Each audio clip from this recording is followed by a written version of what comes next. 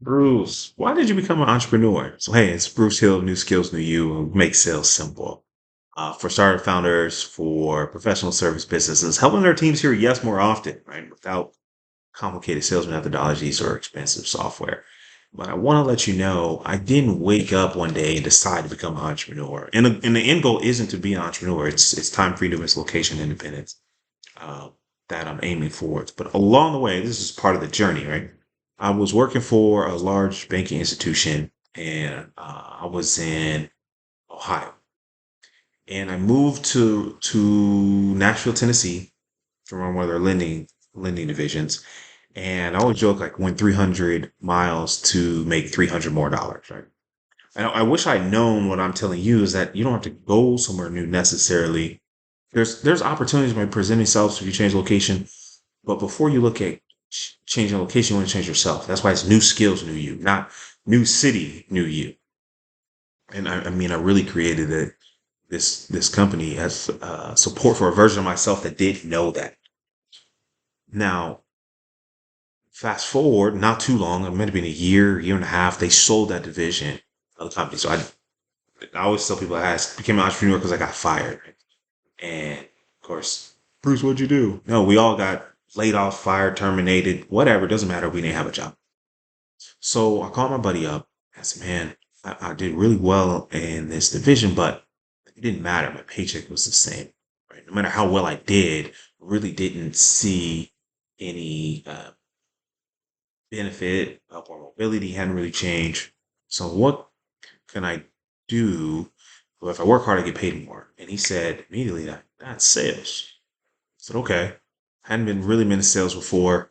And you have to be careful who you take advice from because they're gonna give you advice based on their life experiences, their concept, their worldview. So if you love their life and you want to switch places with them, take their advice. If you wouldn't, just do the opposite.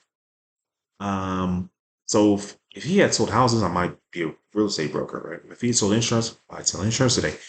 And I always say this jokingly, but for serious, right? If he had sold drugs, I could be dead or in jail. But he sold cars. He sold cars. So guess what he told me to do? He said, hey, go sell cars. All right, let's try it. I didn't have a job, so what did I have to lose? I think it would have been more difficult if I had to quit my job to go do this, but I didn't have a job. So I was willing to take that risk. And I think there's a lesson there where is safety, or not even safety, but familiarity holding you back from better? Is good holding you back from great? So I found a great company. The training's fantastic. Um, Ethical practices. So I accidentally found a good place to grow. And this is where I became a sales professional because I had to do it on purpose. It was 100% commission. So you couldn't just show up, fly under the radar and get a check. No, you had to get results. And that's really kind of where entrepreneurship started for me. That my income was based on my results, not on my knowledge, experience, not on my degrees, how much people like me. Were you able to produce results? So then I wanted to get a promotion. This you don't have enough experience. So I stayed, I sold, and I was like, hey, how about now? They're like, "Nah, you don't have enough experience." I was like, well, where do you get leadership experience if they don't give you a chance to be a leader? So I typed in leadership, and Toastmasters International. Shout out to Club 1565, the oldest club in Tennessee.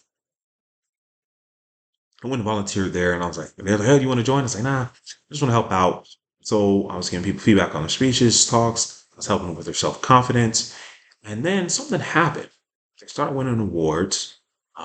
People got promoted at work. Some people got their dream jobs. And it was really fulfilling. I'm like, man, this is great. One day, someone said, man, Bruce, thank you so much. It's only been, 3 hours working with you. I think it was three one-on-ones, but so much has changed my life for the better. How much do I owe you? I was like, I don't know. It never occurred to me to charge. It wasn't that, oh, I can't charge people. I don't have a certificate. I would agree. It never occurred to me that I should be charging, right? I was like, oh, $100.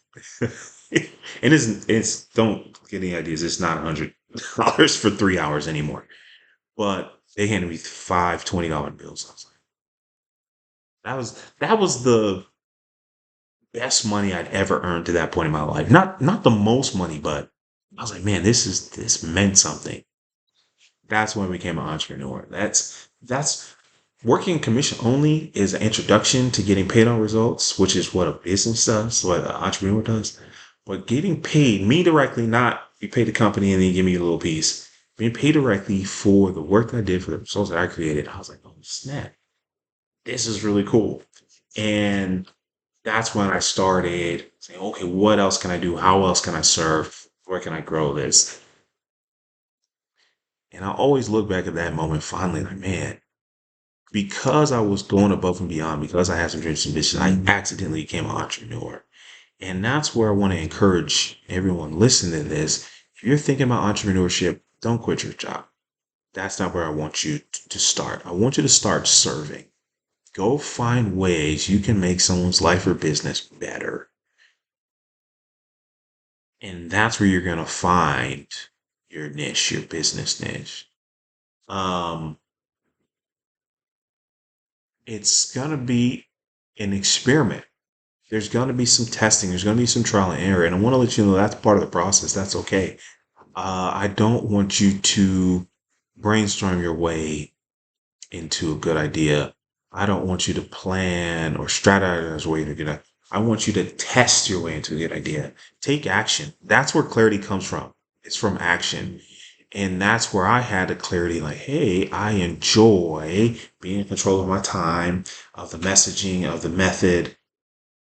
I'm going to do this. Oh, by the way, this is entrepreneurship. I'm like, oh, I didn't realize it. Cool. Let's keep going. And that's my advice for you. Um, as a solopreneur, as someone exploring and becoming a business owner. If you're like, well, excuse me, if maybe you're a people leader, you already work for a corporation. You're like, well, how do we apply the same principle? This is where you're going to have projects, and you can pick one or two of your team members and say, hey, we're going to find new ways to serve our customers. And they're going to be, what do they call those? Like focus groups.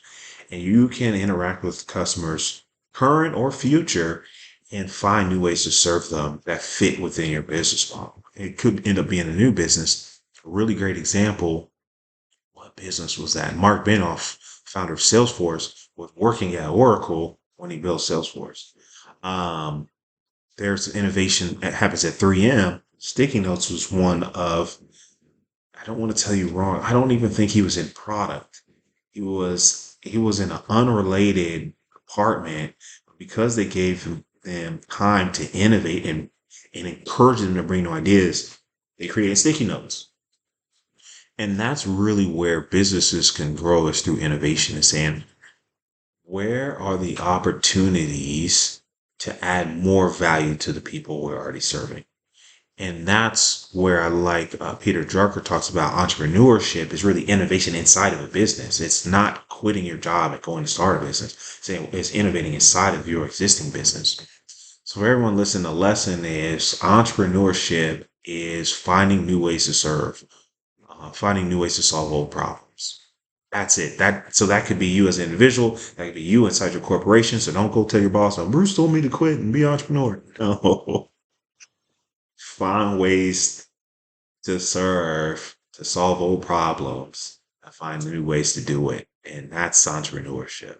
I hope to help somebody. And listen, one new skill will change your life. You don't have to go anywhere. You don't need to quit your job. You don't need to go back to school. Find new ways. Find new skills. That's it. That's the secret.